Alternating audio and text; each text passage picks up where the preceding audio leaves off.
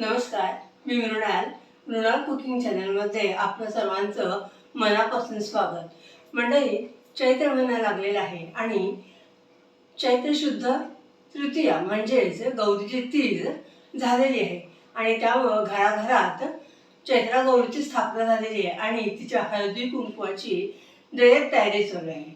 आज ह्या तयारीचाच भाग म्हणून आपल्याकडं कैरी डाळ किंवा आंबे डाळ आणि आमच्या सांगली मिरजेकडं त्याला कैरीची कोशिंबीर म्हणतात, ते आणखीन कैरीचं पन्ह करण्याची सुरू झालेली आहे तयारी.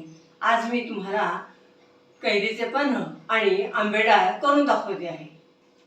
आपण आंबे डाळ कशी करायची त्याचं साहित्य बघूया का.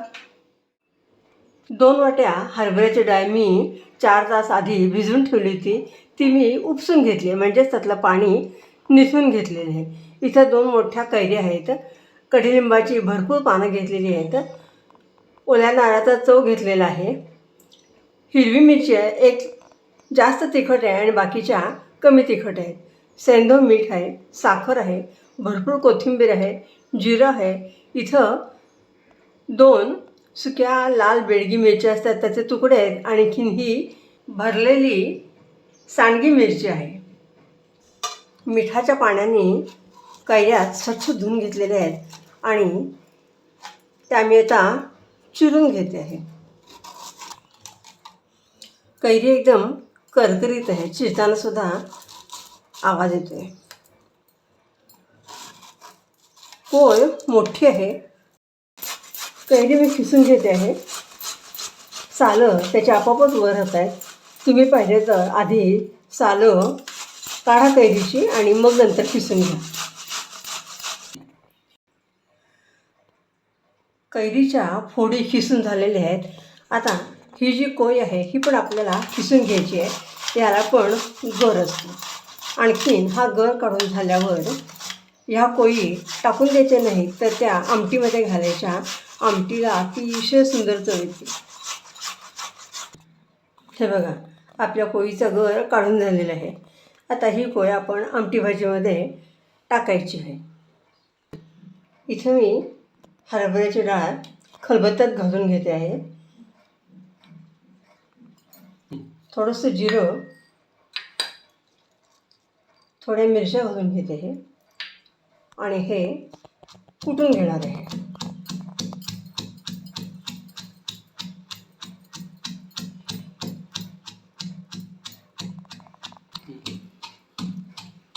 डाळ थोडी मी खलबत्त्यात कुटून घेते, म्हणजे थोडा मला पण व्यायाम होईल आणि थोडी डाळ मला अर्धी बोबडी म्हणजे दरदरीत हवी आहे, जाडसर हवी आहे, एकदम मऊ नको.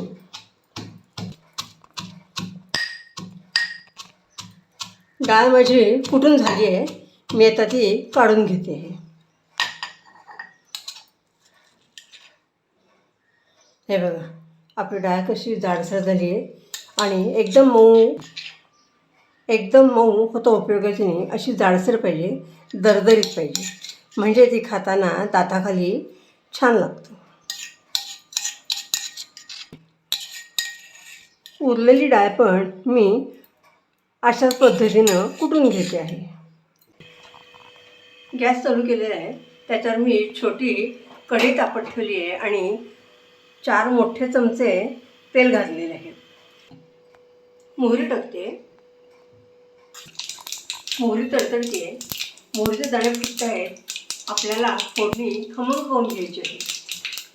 जिरं घातले. हिंग थोडा जास्त घालून घ्यायचे आहे. हिंगाचा वास कोशिंबिरीला खूप छान येतो. हिंग घालते आहे. भरपूर कडुलिंब घालायचे आहे. कडुलिंबाची ताजी पानं असतील तर जास्त चांगलं. इथं सुक्या मिरच्या घातल्या आणि ह्या 2 भरलेली सांडगी मिरची घातली. गॅस मी बंद करून घेते. कैरीचा खीस मी 3 चमचे आधी घालून घेते आहे. कैरी कितपत आंबट आहे हे बघून नंतर घालायचं आहे. साखर घालून घेते आहे. चवीनुसार मीठ घातलेलं आहे. भरपूर कोथिंबीर घातलेली आहे. कोथिंबीर मी ढवून घेते, एकजीव करून घेते आहे.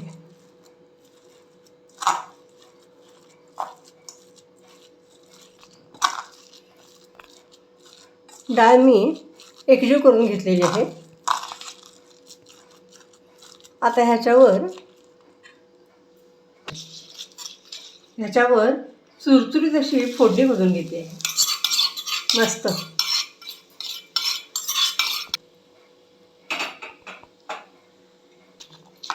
वा, खूप सुंदर. रंग पण खूप छान आला आहे. आता ह्या भरलेल्या मिरच्या, सुक्या मिरच्या, त्यांचा खमंगपणा आपल्या कोशिंबिरीला येणार आहे. आणि कोशिंबीरचा रंग तर केवढा सुंदर आलेला आहे. टेम्पटिंग झाली आहे. आपली खमंग अशी कैरी डाळ, आंबे डाळ तयार झालेली आहे. खोबरं मी आत घातलेलं नाही आहे, कारण कधी कधी खोबऱ्यामुळं कोशिंबीर बिघडते. म्हणून मी फक्त जेव्हा आपण वाढतो तेव्हाच वरून सर्व करणार आहे. कच्च्या कैरीचं पन्हं करते आहे. कधी कधी आपल्याला आंबे उकडून घ्यायला वेळ नसतो. अशा वेळी पटकन कच्च्या कैरीचं पन्हं होतं. आता जे 2 आंबे मी किसून घेतले ते त्यातला निम्मा मी जवळजवळ आंबे डाळण्यासाठी वापरलेला आहे. आणि आता हा मी खीस पन्ह्यासाठी वापरते आहे.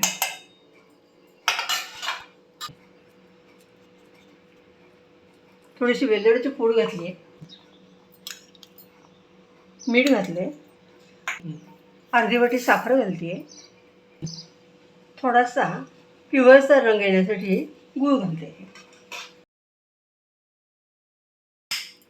हे मी मिक्सरमधून एकजीव करून घेते आहे. कैरी, साखर आणि गूळ यांचं मिश्रण मी इथं काढलेलं आहे. मिक्सर धुवून पाणी घातलेले.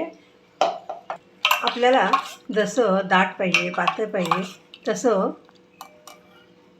पन्हं करून घ्यायचं आहे.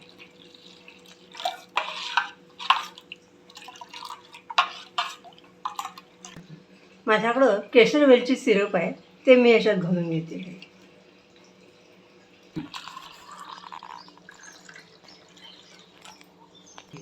तुम्हाला जर आवडत असेल तर ह्याच्यात तुम्ही जिरेपूड घालू शकता किंवा चाट मसाला घालू शकता. मी इथे याची पौष्टिकता वाढवण्यासाठी सब्जा घातला आहे.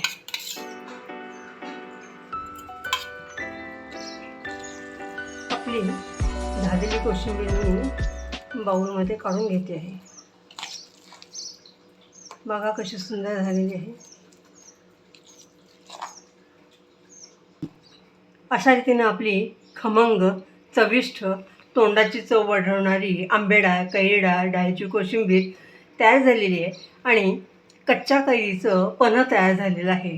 इथं पोटीसाठी मी ओले हरभरे भिजवून ठेवले ते आहेत. आणखीन जो वसंत ऋतू आपल्याला उन्हाळ्यात सुसरे करतो त्यात जी फुलं येतात, मोगरा, चाफा, त्यातली इथं चाफ्याची फुलं देवीसाठी ठेवलेली आहेत.